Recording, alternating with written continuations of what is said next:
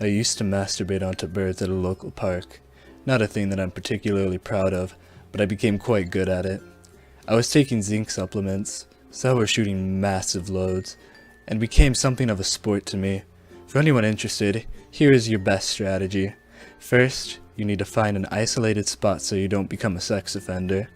I found a short kind of channel area where I saw the pigeons would conjugate.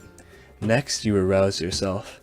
I was usually content with envisioning the occasional jogging lady coming over and taking a shit on my chest, and that was enough to fuel the fire.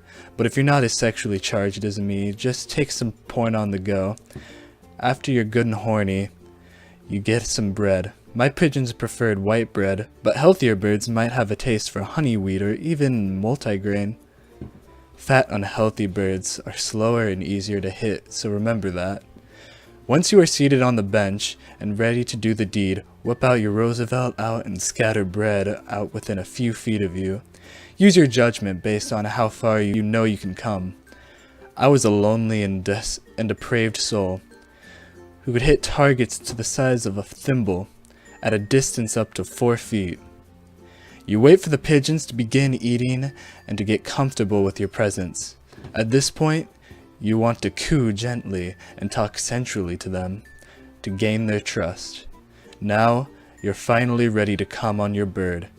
This is a tough part because the rapid motion of masturbation is very frightening to the birds, so you have to be subtle.